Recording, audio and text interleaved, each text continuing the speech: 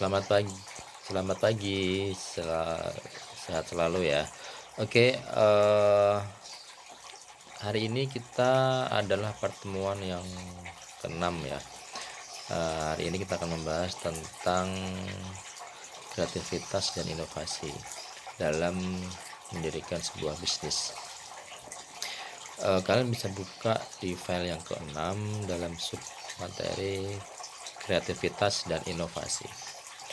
Yang pertama, untuk pengertian kreativitas menurut Dollinger 1995, kreativitas merupakan sebuah inisiatif terhadap suatu produk atau proses yang bermanfaat, benar, tepat, dan bernilai terhadap suatu tugas yang lebih bersifat heuristik atau petunjuk yang belum jelas daripada algoritmik atau perencanaan atau aturan yang sudah baku. Jadi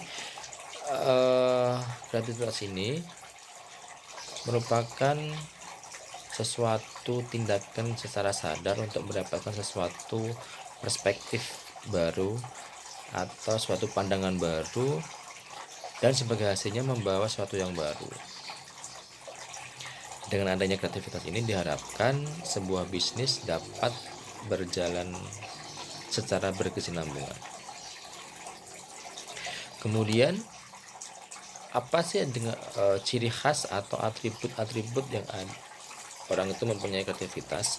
Menurut Roy yang dikutip oleh Kao pada tahun 1989, ciri khas ataupun atribut seseorang itu mempunyai kreativitas itu antara lain yang pertama adalah terbuka terhadap pengalaman. Jadi orang tersebut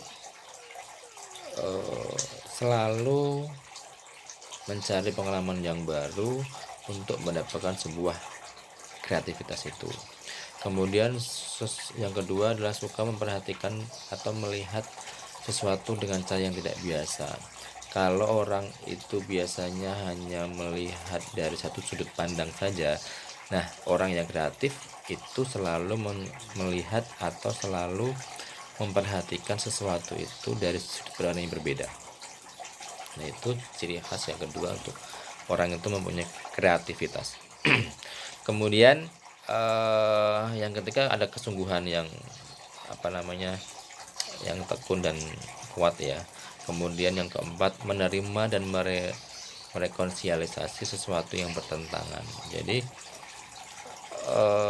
tidak setiap sesuatu yang bertentangan itu berdampak negatif, tetapi justru dengan bertentangan itu justru menimbulkan sebuah kreativitas. Kemudian ada toleransi terhadap sesuatu yang tidak jelas, kemudian independen dalam mengambil keputusan, berpikir dan bertindak, serta memerlukan dan mengasumsikan otonomi, percaya diri ya. Orang yang kreatif itu selalu percaya diri terhadap sesuatu yang mereka hasilkan. Kemudian tidak menjadi subjek dari standar dan kendali kelompok, rela mengambil resiko yang diperhitungkan, dan selalu gigih untuk mendapatkan sesuatu yang baru. Oke, next di slide yang ketujuh.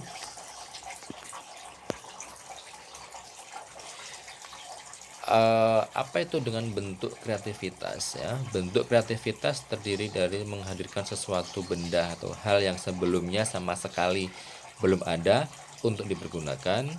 Kemudian yang kedua ada ide kreatif yang baru atau paling tidak untuk yang bersangkutan. Jadi bentuk kreativitas itu adalah menghadirkan sesuatu benda yang sebelumnya memang sama sekali belum ada. Kemudian yang kedua ada ide kreatif yang baru, paling tidak untuk dirinya sendiri, atau sesuatu hal itu berguna untuk dirinya sendiri. Kemudian ada beberapa hambatan kreativitas seperti ada kebiasaan senang pada kenyamanan, kemudian keterbatasan waktu dan energi, takut gagal, kemudian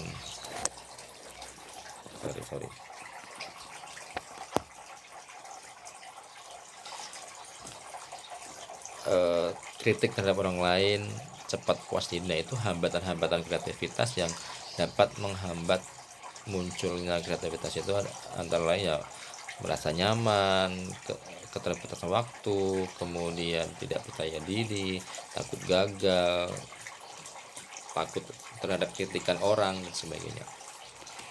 Oke, yang kedua tentang inovasi ya. Nah,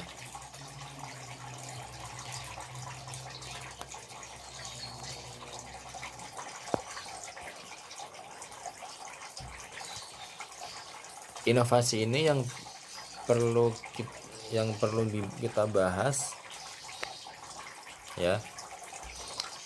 Yang perlu kita bahas, sorry ini HP-nya ke bawah aja, oke.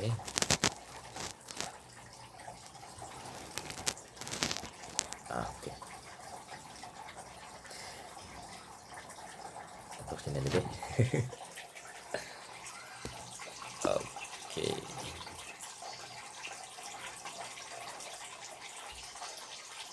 Oke.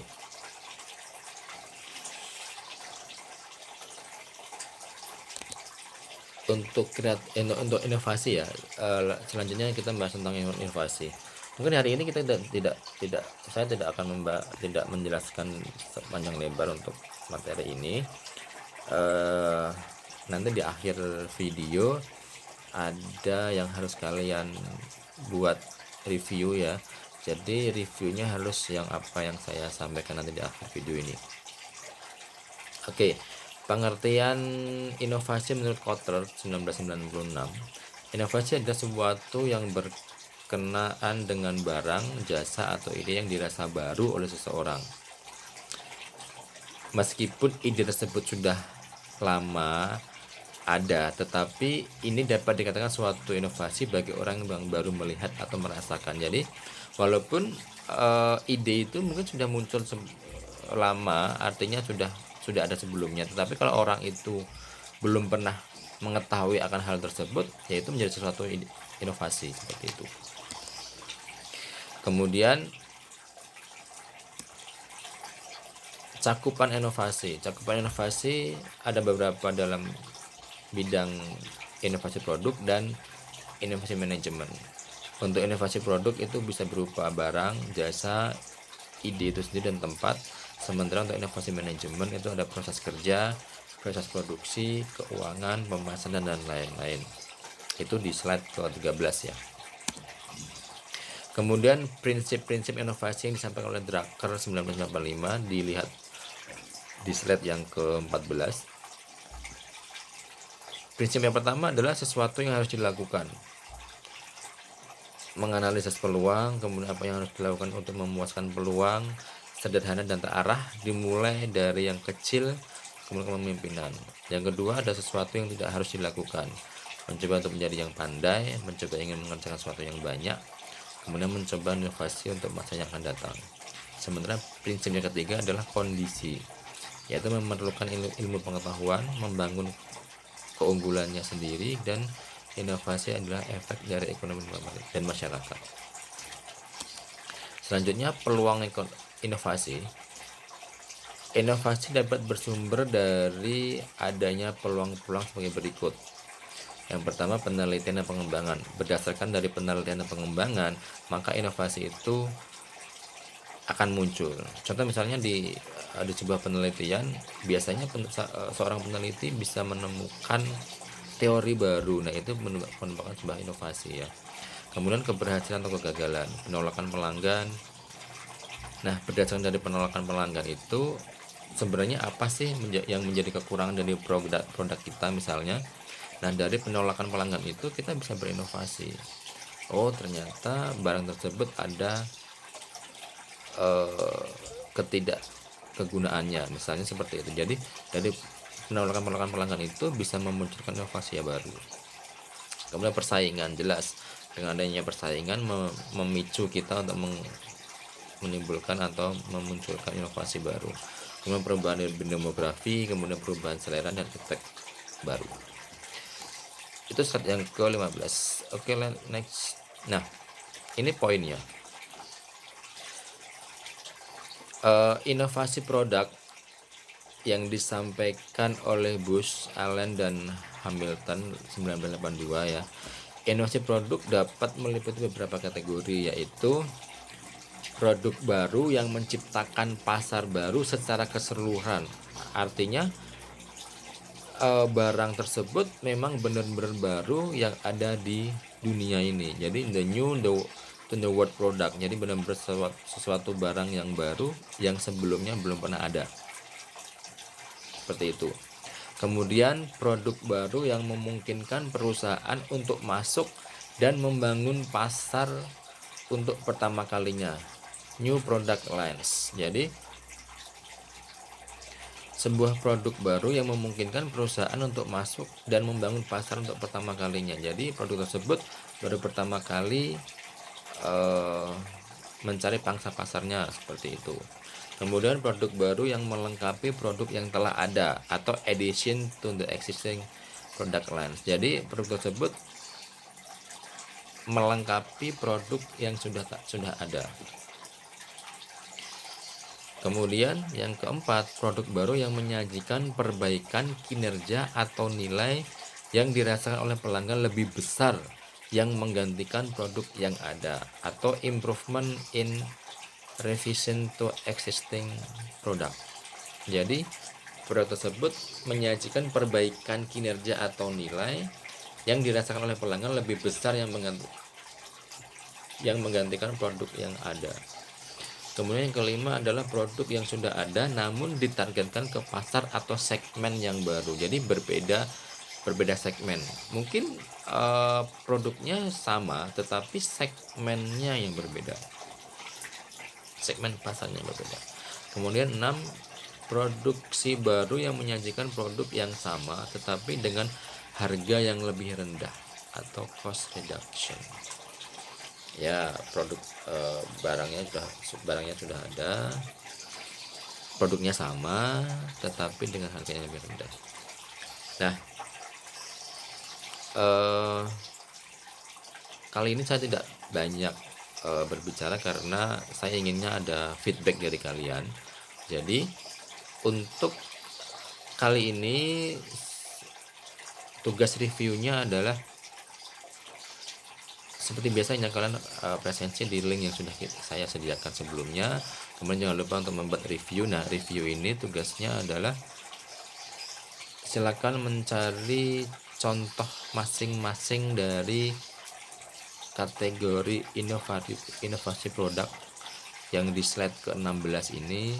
Kan ada 6 tuh inovasi produk, kategori inovasi produknya seperti apa aja. Nah, berikan masing-masing satu contoh dari kategori inovasi produk tersebut.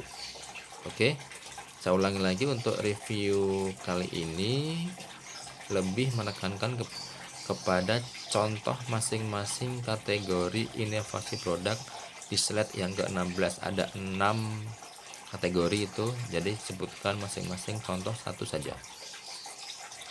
Baik, untuk hari ini mungkin tidak banyak saya sampaikan karena materinya sangat ringan, dan jangan lupa tetap mengisi presensi yang sudah saya sediakan di line atau di link yang sebelumnya. Dan untuk reviewnya yang tadi kategori inovasi produk di slide yang ke-16. Baik, jika ada pertanyaan silahkan di share di WA group di masing-masing kelas. Ada kurang lebihnya saya minta maaf. Assalamualaikum warahmatullahi wabarakatuh.